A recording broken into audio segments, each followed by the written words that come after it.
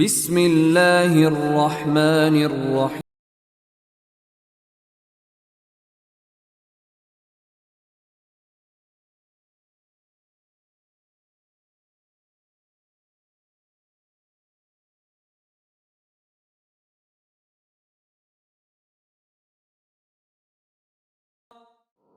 اعوذ باللہ من الشیطان اللعین الرجیم، بسم اللہ الرحمن الرحیم۔ الحمد للہ ذی المن والاحسان وذی العز والسلطان الذي خلق الانسان وعلمہ البیان، والصلاة والسلام علی نبی الانس والجان، ام الامکان واب الاکوان، رحمة علی الخلق من الرحمن، وآلہ الذین هم خلفاء الرب المنان، لا سیما بقیۃ اللہ الذی هو صاحب الزمان، واللعنۃ اللہ علی اعدائهم من یومنا هذا الى آخر الزمان۔ اما بعد فقد قال الرحمن فی القرآن، بسم اللہ الرحمن الرحیم، شہر رمضان الذی انزل فیہ القرآن۔ سامعین محترم، استقبال ماہ رمضان کے حوالے سے یہ گفتگو ہے، اور جس آیہ کریمہ کو سرنامے کے طور پہ آپ کی خدمت میں پیش کیا، سورہ بقرہ قرآن مجید کا دوسرا سورہ، اور آیت کا نشان 185۔ آیت کا ایک ٹکڑا آپ کی خدمت میں پیش کیا ہے۔ ارشاد پروردگار ہوتا ہے، شہر رمضان، رمضان کا مہینہ وہ ہے کہ الذی انزل فیہ القرآن، جس میں قرآن کو نازل کیا گیا۔ یقیناً ماہ رمضان کی آمد ہے، اور یہ وہ مہینہ ہے جسے اہل بیت علیہم السلام نے بہت سے نام دے کر یاد کیا۔ اس مہینے کو سید الشہور یعنی کہ مہینوں کا سردار کہا گیا۔ اس مہینے کو شہر اللہ، خدا کا مہینہ کہا گیا، شہر البرکہ، شہر الرحمہ، شہر المغفرہ، شہر التوبہ، اور بہت سے نام اس مہینے کو دیے گئے۔ اور یہ وہ مہینہ ہے جس کے نام کو خدا نے اپنی آخری کتاب یعنی قرآن مجید میں بھی ذکر کیا، جس آیت کی تلاوت میں نے آپ کی خدمت میں کی۔ ان سب باتوں سے یہ بات سمجھ میں آ جاتی ہے کہ یہ مہینہ خدا کے نزدیک ایک خاص اہمیت کا حامل ہے، اور اس مہینے کی ایک خصوصیت ہے جو باقی مہینوں میں نہیں پائی جاتی۔ اور شاید یہی وجہ رہی ہو کہ اس مہینے کے بارے میں رسول خدا نے ایک مرتبہ جب رمضان المبارک کا چاند نظر آ چکا تھا تو اپنے اصحاب کو مخاطب کرتے ہوئے فرمایا، لو یعلم العباد ما فی رمضان لتمنت ان یکون رمضان سنتا۔ اگر لوگوں کو پتہ چل جائے کہ ماہ رمضان میں کتنے ان کے فوائد ہیں، تو وہ یہ خواہش اور تمنا کریں گے کہ اے اللہ پورا سال ہی رمضان رہے تاکہ ہم پورے سال یہ سارے کے سارے فائدے حاصل کر سکیں۔ اور یہی وجہ ہے کہ ہمیں مختلف روایات ایسی ملتی ہیں جس میں رسول خدا نے یا اہل بیت علیہم السلام نے جب ماہ رمضان کا وقت قریب ہوتا تھا، ماہ رمضان آنے والا ہوتا تھا، تو اپنے چاہنے والوں اور ماننے والوں کو کچھ خاص ہدایات دیا کرتے تھے کہ ماہ رمضان کو کس طرح سے گزارا جائے اور کس طرح اس مہینے کا زیادہ سے زیادہ فائدہ اٹھایا جائے، اس مہینے میں زیادہ سے زیادہ اپنے حصے میں خدا کی رحمتوں کو سمیٹا جائے۔ مثال کے طور پہ یہ روایات میں بیان ہوا کہ اس مہینے میں ایک آیت پڑھنے کا ثواب عام دنوں میں پورے قرآن پڑھنے جتنا ہے۔ یہ بیان ہوا کہ اس مہینے میں ہر نیکی کا ثواب کئی گنا کر کے ملا کرتا ہے۔ یہ بھی بیان ہوا کہ اس مہینے میں جو بھی دعا کی جائے وہ قبول ہوتی ہے۔ اس مہینے میں خدا اپنے بندوں کو آتش جہنم سے نجات دیتا ہے۔ اور اس طرح اس مہینے میں انجام دینے کے لیے مختلف اعمال بیان کیے گئے، پڑھنے کے لیے مختلف دعائیں اور مختلف نمازیں بتائی گئیں، اور ہر ایک پر بے حد اجر و ثواب کا وعدہ دیا گیا۔ اور یہ ساری چیزیں آپ رمضان المبارک کے دنوں میں بھی اور جو استقبال ماہ مبارک رمضان کے حوالے سے نشستیں یا دروس ہوا کرتے ہیں، ان سب میں علماء کرام سے سنتے ہیں۔ لیکن آج اس گفتگو میں ایک ایسے نقطے کو بیان کرنا چاہ رہا ہوں جسے عام طور پہ ہم نظر انداز کر دیتے ہیں یا جس کی طرف ہم زیادہ متوجہ نہیں ہوتے ہیں۔ جو میں نے مختصر سی باتیں آپ کی خدمت میں پیش کی، ان سے ایک بات بالکل واضح ہو کے سمجھ میں آتی ہے کہ یہ مہینہ ایسا مہینہ ہے جس میں انسان اپنے خدا کے ساتھ اپنے تعلقات کو مضبوط بنا سکتا ہے، اپنے خدا کے ساتھ اپنے معاملات کو درست کر سکتا ہے۔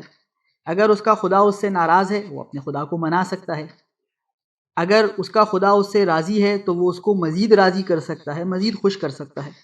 یہ ساری باتیں ہمیں سمجھ میں آتی ہیں ان چیزوں سے جو میں نے آپ کی خدمت میں بیان کی اور جو روایات میں ماہ مبارک رمضان کے حوالے سے ملتا ہے۔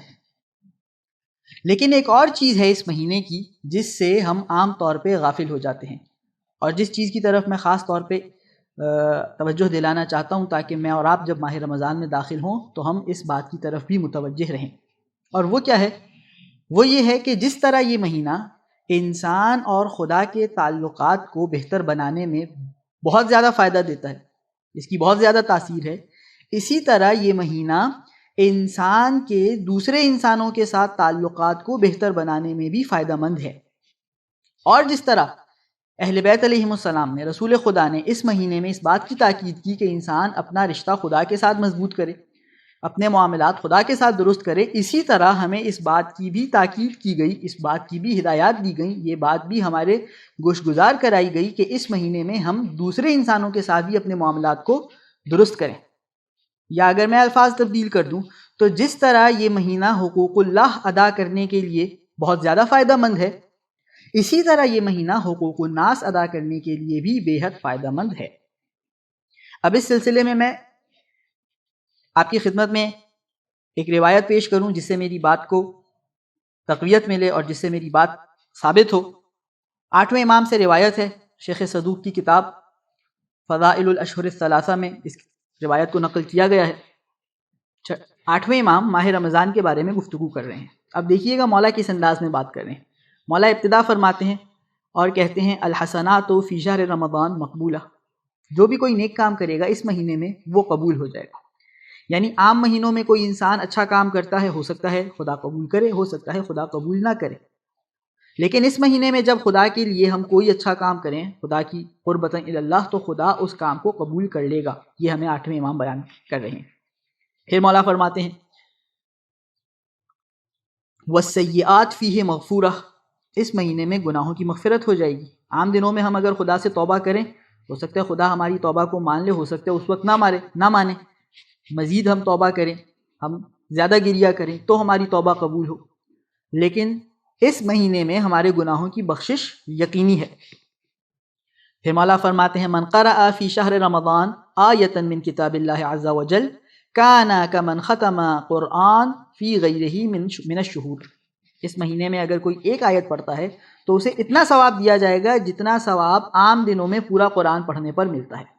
اب دیکھیے یہاں تک مولا نے حقوق اللہ کو بیان فرمایا کہ انسان اس مہینے میں کس طرح اپنے معاملات کو خدا کے ساتھ مضبوط کر لے۔ پھر 8ویں امام اسی کے تسلسل میں ارشاد فرماتے ہیں وَمَنْ ضَحِكَ فِيهِ فِي وَجْهِ أَخِيهِ الْمُؤْمِنِ لم يلقه يوم القیامہ الا ضحك فی وجهه وبشره بالجنہ۔ اب دیکھیے مولا رمضان کے مہینے کے لیے ہمیں تیار کر رہے ہیں اور ہمیں انسٹرکشنز دے رہے ہیں کہ ہمیں رمضان کا مہینہ کیسا گزارنا ہے۔ جہاں مولا نے بولا کہ قرآن پڑھو، جہاں مولا نے بولا کہ دعا مانگو، جہاں مولا نے بولا کہ اپنے گناہوں کی مغفرت طلب کرو، وہی مولا فرما رہے ہیں کہ اس مہینے میں جو بھی اپنے کسی مومن بھائی کو مسکرا کر ملے گا، ہنس کر ملے گا، خوش اخلاقی سے ملے گا، روز قیامت اس شخص سے بھی خوش اخلاقی سے ملا جائے گا اور اسے جنت کی بشارت دے دی جائے گی۔ یہ تیاری ہمیں کرنی ہے ماہ رمضان کے لیے کہ جب ماہ رمضان آئے تو ہم اپنے مومن بھائیوں سے اچھے انداز میں ملیں، مسکرا کے ملیں۔ پھر مولا ارشاد فرماتے ہیں وَمَنْ أَعَانَ فِيهِ مُؤْمِنًا اعانہ اللہ تعالی علی الجواز علی الصراط یوم تزل فیہ الاقدام۔ جو کوئی دیکھیں ماہ رمضان دعائیں پڑھنی ہیں، میں اس کا انکار نہیں کر رہا، نمازیں پڑھنی ہیں، روزے رکھنے ہیں، نماز شب انسان پڑھے، دعا سحر کے وقت کی دعا پڑھے، افطار کے وقت کی دعا پڑھے، لیکن صرف اپنے اور خدا کے معاملات کو درست کرنے پر نہ رکھے ماہ رمضان کو۔ مولا فرماتے ہیں اس مہینے میں جو کوئی بھی اپنے کسی مومن بھائی کی مدد کرے گا، اب مدد کسی قسم کی بھی ہو سکتی ہے، کسی کو پیسوں کی ضرورت ہے آپ نے پیسوں سے مدد کر دی، کسی کو آپ کی فزیکل، آپ کے وجود کی، آپ کے جسم کی ضرورت ہے، آپ جائیں اور اس کے ساتھ فزیکل ایکٹیویٹی کریں، آپ نے جا کر اس کی مدد کر دی. کسی کو آپ کی مورل سپورٹ کی ضرورت ہے، آپ نے اس کی مدد کر دی. جب آپ کسی مومن بھائی کی ماہ رمضان میں مدد کریں گے، اعانہ اللہ علی الجواز علی الصراط یوم تزل فیہ الاقدام، جس روز سب کے قدم لڑکھڑا رہے ہوں گے، پل صراط پر سے گزرنے کے وقت خدا وہاں اس کی مدد کرے گا. یہ ہے ماہ رمضان کے لیے ہماری تیاری اس طرح ہونی چاہیے. پھر مولا فرماتے ہیں وَمَنْ كَفَّ فِيهِ غَضَبَهُ كَفَّ اللَّهُ عَنْهُ غَضَبَهُ يَوْمَ الْقِيَامَةِ. جو کوئی ماہ رمضان میں اپنا غصہ کسی سے، اپنے غصے کو روکے گا دوسروں سے. ہم مثال کے طور پہ کہیں کام پہ جاتے ہیں، اسکول کالج میں جاتے ہیں، ہمیں کسی اپنے ساتھی پر غصہ آ گیا، کسی اپنے کلاس فیلو پر غصہ آ گیا، ہم نے ماہ رمضان میں اس غصے کو قابو کیا، اس غصے کا اظہار نہیں کیا. یا گھر میں کوئی چھوٹا بھائی ہے، چھوٹی بہن ہے، غصہ ہم نے نہیں کیا، تو کیا ہوگا؟ روز قیامت خدا اسے اپنے غصے اور غضب سے محفوظ رکھے گا. اس طرح ہمیں ماہ رمضان کے لیے آپ کو تیار کرنا ہے. وَمَن نَصَرَ فِيهِ مَظْلُومًا نَصَرَهُ اللَّهُ عَلَى كُلِّ مَنْ عَادَاهُ فِي الدُّنْيَا وَنَصَرَهُ يَوْمَ الْقِيَامَةِ عِنْدَ الْحِسَابِ وَالْمِيزَانِ. اگر کوئی کسی مظلوم کی مدد کرتا ہے اس مہینے میں، ماہ رمضان ہے، میں دیکھ رہا ہوں کہ کسی شخص کے ساتھ زیادتی ہو رہی ہے، میں جاؤں اور اس کی مدد کروں. خاندان میں زیادتی ہو رہی ہے، اسکول میں زیادتی ہو رہی ہے، آفس میں زیادتی ہو رہی ہے، مالی زیادتی ہو رہی ہے، اس کو اس کا حق نہیں مل رہا، میں اس کے لیے اپنی آواز بلند کروں. روز حساب مولا فرماتے ہیں سب سے پہلے دنیا میں جو بھی میرے دشمن ہیں خدا ان کے مقابلے میں میری مدد کرے گا، اور قیامت کے دن حساب اور کتاب اور میزان کے مقام پر خدا میری مدد کرے گا. اور پھر حدیث آگے بڑھتی ہے اور مولا کچھ اور اعمال اس مہینے کے بیان فرماتے ہیں اور کچھ صفات. اب دیکھیں مولا نے جس طرح قرآن پڑھنے کی تلقین کی کہ ماہ رمضان جب آئے تو دیکھو قرآن کا بہت زیادہ ثواب ہے، قرآن پڑھنا، توبہ کرنا، دعا مانگنا. اسی طرح مولا نے فرمایا کہ اپنے بھائی کی مدد کرنے کا بہت زیادہ ثواب ہے، دنیا میں بھی فائدہ ہے، آخرت میں بھی فائدہ ہے، مظلوم کی مدد کرنے کا بہت زیادہ فائدہ ہے. تو یہ ایک وہ پہلو ہے ماہ رمضان کی تیاری کے حوالے سے جس سے ہم عام طور پہ غافل ہوتے ہیں. ہم میں سے کوئی یہ نہیں سوچتا کہ اب جو ماہ رمضان، یہ ہم سب سوچتے ہیں یا ہم یہ پلاننگ کرتے ہیں یا ہماری کوشش ہوتی ہے کہ ماہ رمضان آ رہا ہے تو میں رات کو نماز شب پڑھوں، میں روزانہ کم سے کم ایک پارہ قرآن کا پڑھوں. یہ بہت ضروری ہے، یہ ہونا چاہیے، لیکن یہ کافی نہیں ہے. اس کے ساتھ ایک اور پہلو ہے جس سے کے بارے میں ائمہ نے ہمیں متوجہ کرایا ہے.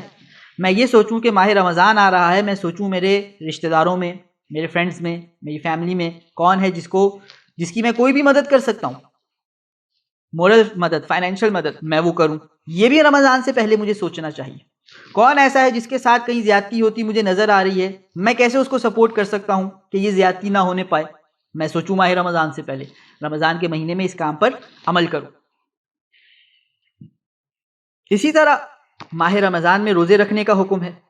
تو روزے میں بھی یہی بات ہے کہ جس طرح روزہ انسان اور خدا کے تعلقات کے لیے ہے، اسی طرح حقوق العباد کے حوالے سے بھی ہے. جہاں روزہ رکھنے کی وجہ قرآن میں یہ بتلائی گئی کہ کتب علیکم الصیام کما کتب علی الذین من قبلکم لعلکم تتقون. روزہ اس لیے فرض کیے تاکہ تم متقی ہو جاؤ، تاکہ تم تقوی اختیار کرو. اور یہ انسان اور اس کے خدا کا ایک تعلق ہے. اسی طرح ہمیں حدیث میں چھٹے امام سے ملتا ہے کہ چھٹے امام سے سوال کیا راوی نے کہ مولا روزہ کیوں فرض کیا گیا؟ تو مولا نے فرمایا العلۃ فی الصیام لیستوی بہ الغنی والفقیر. اس لیے روزہ فرض کیا تاکہ غریب اور فقیر برابر ہو جائیں. کیا مطلب؟ مولا نے اس کی تشریح کی کہ غنی عام دنوں میں جو کھانا چاہتا ہے کھا سکتا ہے، لیکن فقیر نہیں کھا سکتا. جب روزہ ہوگا تو غنی بھی نہیں کھا سکے گا، پھر اسے احساس ہوگا کہ مجھ سے میرے فقیر بھائی پر کیا گزرتی ہے. پھر وہ اپنے معاملات کو اس فقیر بھائی کے ساتھ اچھا کرے گا، اپنے رشتے کو مضبوط کرے گا. اور پھر مولا فرماتے ہیں لیحسن علی الضعیف، پھر وہ اچھائی کرے گا، لیحسن علی الضعیف، احسان کرے گا اس ضعیف اور کمزور شخص پر. ویطعم الجائع، پھر وہ بھوکوں کو کھانا کھلائے گا. جب ماہ رمضان میں وہ دیکھے گا کہ بھوک برداشت کرنا کتنا مشکل کام ہے. تو جہاں روزہ ہمیں خدا کے قریب کرے گا، ہمارے اور خدا کے تعلقات کو بہتر کرے گا، وہیں ہم میں یہ حس پیدا کرے گا کہ ہم نے حقوق الناس بھی کچھ ادا کرنے ہیں. اس دنیا میں کچھ لوگ ہیں جن کے پاس کھانے کو نہیں ہے، ہم نے ان کی بھی مدد کرنی ہے. اور دیکھیے یہ چیز جو میں نے آپ کی خدمت میں گزارش کی کہ ہم نے روزے کے دوران حقوق الناس کو بھی مد نظر رکھنا ہے حقوق اللہ کے ساتھ ساتھ، اس کا اشارہ ہمیں کئی احادیث میں کئی مختلف طریقوں سے ملتا ہے. مثال کے طور پہ یہ بات ہمارے ہاں مشہور ہے کہ روزے میں سونا بھی عبادت ہے، اور عبادت انسان اور خدا کا تعلق ہے. لیکن اگر ہم حدیث کی طرف رجوع کریں، جس حدیث میں ہمیں یہ بات بتلائی گئی، تو مولا نے صرف اتنا نہیں کہا. حدیث میں امام صادق نے رسول خدا تک سلسلہ سند پہنچایا اور رسول خدا سے یہ حدیث نقل کی. کیا فرمایا رسول خدا نے؟ الصائم فی عبادت وان کان نائما علی فراشہ. روزہ دار عبادت کر رہا ہے اگرچہ وہ اپنے بستر پر سو رہا ہو. یہ ہو گیا اس کا خدا کے ساتھ تعلق. لیکن اس کا روزے میں خدا کے ساتھ تعلق کب تک جڑا رہے گا؟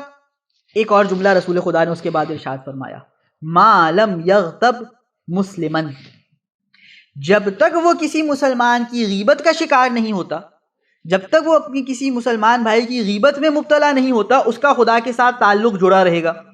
لیکن جہاں وہ غیبت کرے گا اپنے مسلمان بھائی کی، جہاں وہ اس حقوق الناس کی ادائیگی کو چھوڑ دے گا، وہ جو حقوق اللہ کی ادائیگی ہو رہی تھی وہ بھی ٹوٹ جائے گی. جہاں وہ اپنا معاملہ اور اپنا رشتہ مسلمان بھائی کے ساتھ خراب کرے گا، وہیں اس کا رشتہ جو خدا کے ساتھ بندھا ہوا تھا وہ بھی کمزور پڑ جائے گا. تو ماہ رمضان صرف خدا کے ساتھ رشتہ جوڑنے کا مہینہ نہیں ہے، بلکہ لوگوں کے ساتھ بھی اپنے رشتوں کو مضبوط کرنے کا مہینہ ہے. تو اس بات کا میں اور آپ خیال رکھیں کہ ماہ رمضان آئے تو ماہ رمضان سے پہلے جہاں ہم یہ پلان کریں کہ ہم نے رمضان میں سحر کے وقت دعائیں پڑھنی ہیں، ہم نے شب قدر میں اعمال انجام دینے ہیں. ہم دیکھیں شب قدر میں بھی اعمال میں صدقہ دینے کو اعمال میں سے قرار دیا گیا کہ انسان دوسرے انسانوں سے جڑے. ماہ رمضان میں افطار کے وقت لوگوں کو افطار کرانے کا ثواب بتایا گیا تاکہ انسان انسانوں سے جڑے. تو ہم یہ سوچیں ماہ رمضان کا استقبال ہم اس انداز میں کریں، اپنے آپ کو ماہ رمضان کے لیے ہم تیار اس طرح کریں کہ ایک طرف ہم یہ سوچیں کہ روز ہم کس طرح آدھا گھنٹہ 1 گھنٹہ نکال سکتے ہیں تاکہ قرآن کی تلاوت کریں، روز ہم کس طرح رات کو وقت نکال سکتے ہیں تاکہ نماز شب ادا کریں. اسی کے ساتھ ساتھ ہم یہ بھی سوچیں کہ اس ماہ رمضان میں کہیں میرا کوئی رشتہ دار مجھ سے ناراض تو نہیں، میں جا کر اس کو مناؤں. کہیں میرے خاندان میں کسی کے ساتھ زیادتی تو نہیں ہو رہی، میں جا کر اس زیادتی کو دور کروں. کہیں کوئی ایسا تو نہیں کوئی میرا مومن بھائی ہو جس کو میری مدد کی ضرورت ہو کسی قسم کی بھی، میں جا کر اس کی مدد کروں. اور ہم ان سب چیزوں کا خیال رکھیں تاکہ خدا نہ خواستہ کہیں ایسا نہ ہو کہ جب ماہ رمضان ختم ہو ہم 30 دن روزے رکھ لیں، تو اس روزے رکھنے کے بعد، اس بھوک اور پیاس برداشت کرنے کے بعد، کہیں خدا نہ خواستہ ایسا نہ ہو کہ ہمارا شمار ان لوگوں میں ہو جن کے بارے میں رسول خدا نے ارشاد فرمایا، رب صائم حظه من صيامه الجوع ورب قائم حظه من قيامه السحر. کتنے ہی ایسے روزے دار ہیں کہ روزے سے انہیں جو حصہ ملے گا، روزے سے ان کے ہاتھ جو آئے گا، تقوی ہاتھ نہیں آئے گا، خدا کی قربت ہاتھ نہیں آئے گی، رشتہ داروں سے اچھے تعلقات ہاتھ نہیں آئیں گے، بلکہ صرف اور صرف بھوک ان کے ہاتھ آئے گی. اور کتنے ہی ایسے راتوں کو جاگ کر قیام کرنے والے ہیں کہ اس قیام سے ان کے ہاتھ کوئی ثواب نہیں آئے گا، کوئی جزا نہیں آئے گی، کوئی جنت نہیں آئے گی، بلکہ صرف رات کا جاگنا ان کے ہاتھ آئے گا. آخر میں خدا کی بارگاہ میں یہ دعا ہے کہ پالنے والے ہمیں ماہ رمضان اس انداز میں گزارنے کی توفیق عنایت فرما جس انداز میں تو ہم سے چاہتا ہے، اور ہمیں رمضان المبارک کے مہینے میں تیرے حقوق بھی ادا کرنے کی توفیق عنایت فرما، تیری مخلوق کے حقوق بھی ادا کرنے کی توفیق عنایت فرما. وآخر دعوانا ان الحمد للہ رب العالمین. اللہم صل علی محمد وآل محمد وعجل فرجہم واحشرنا معہم.